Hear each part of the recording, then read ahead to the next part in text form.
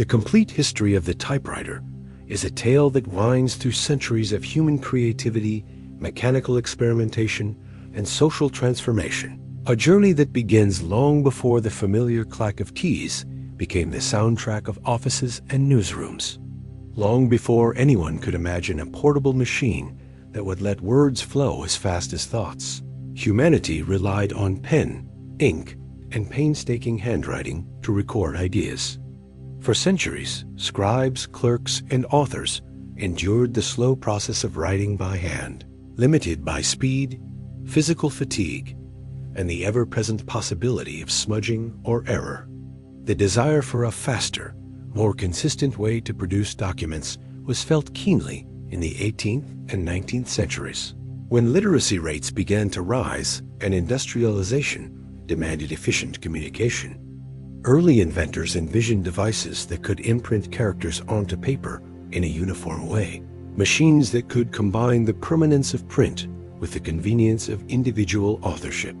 These first attempts at writing machines were often strange and complex, bearing little resemblance to the typewriters we know today, yet they were united by the same dream: to mechanize writing. The first recorded patent for a writing machine was granted in 1714 to an Englishman named Henry Mill.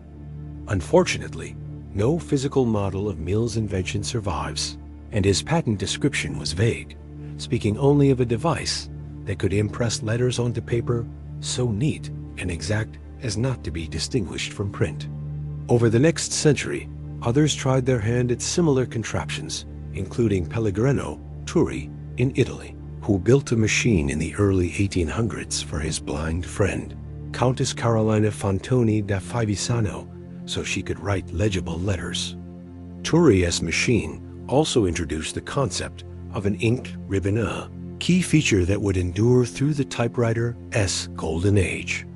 However, most early machines were cumbersome, slow, and impractical for widespread use. They were often built by clockmakers or tinkers, more as curiosities than as products meant for mass production. By the mid-19th century, industrial progress provided inventors with better tools and materials.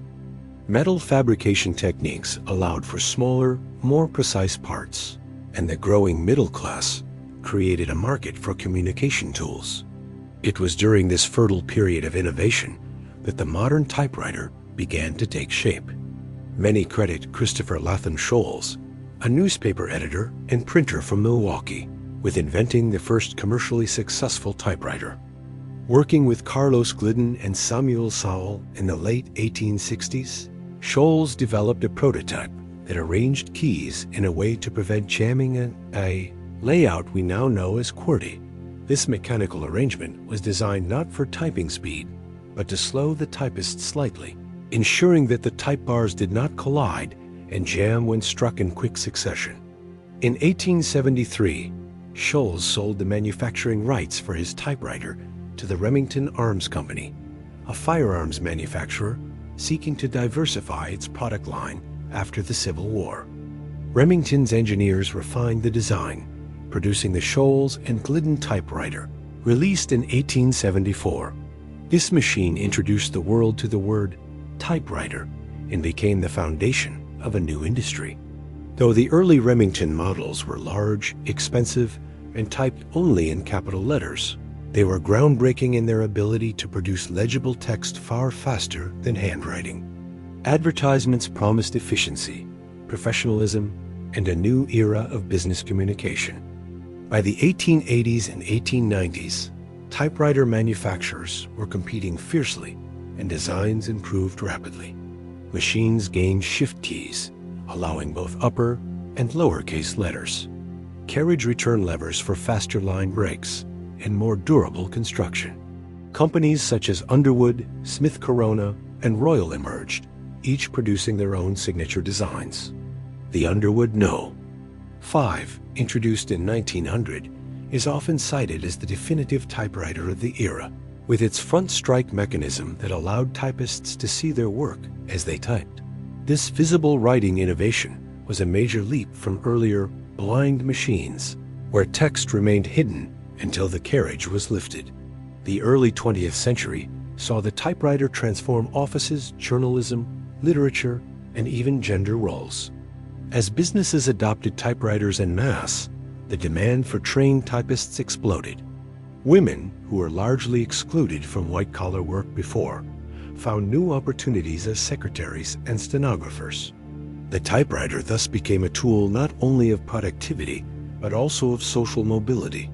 Typing pools large rooms filled with rows of desks, each occupied by a typist, pounding out letters and reports, became common in corporate environments. The distinctive rhythm of type bars striking paper became a symbol of the modern workplace. World War I and World War II further solidified the typewriter's importance. Military correspondence, intelligence reports, and logistical planning relied heavily on fast, clear, and standardized documents. Portable typewriters became essential for war correspondence and field offices, with companies like Hermes, Olivetti, and Corona producing lightweight models that could be carried in a case. The Olivetti Lettre and Corona No. 3 became legendary for their portability and durability, used by journalists, novelists, and travelers. The post-war years brought refinements in style, materials, and ergonomics. Sleeker designs, lighter metals, and quieter keystrokes made typewriters more pleasant to use.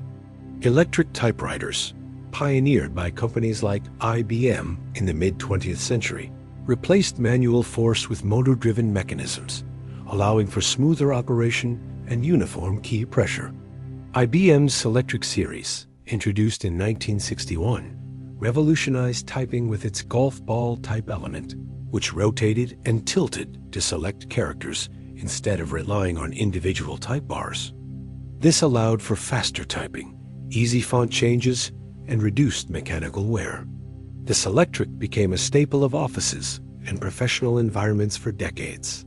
As the 1970s and 1980s arrived, typewriters began incorporating electronic components. Memory functions, correction tapes, and daisy-wheel printers blurred the line between typewriters and word processors. However, this evolution coincided with the rise of personal computers, which would eventually displace the typewriter almost entirely. The ability to edit text on a screen before printing, combined with the versatility of software, rendered the mechanical limitations of typewriters increasingly obsolete. By the 1990s, typewriters had largely vanished from offices, replaced by PCs and printers. Yet they never disappeared completely. Writers like Cormac McCarthy, Tom Hanks, and others continued to use them, drawn by their tactile feel, focus-enhancing limitations, and nostalgic charm. Collectors and hobbyists revived interest in classic models, restoring and customizing them. The typewriter also found a place in retro culture, appreciated as both a functional tool and a work of mechanical art. In some developing regions, typewriters remained in use for official documents where digital systems were unreliable or unavailable.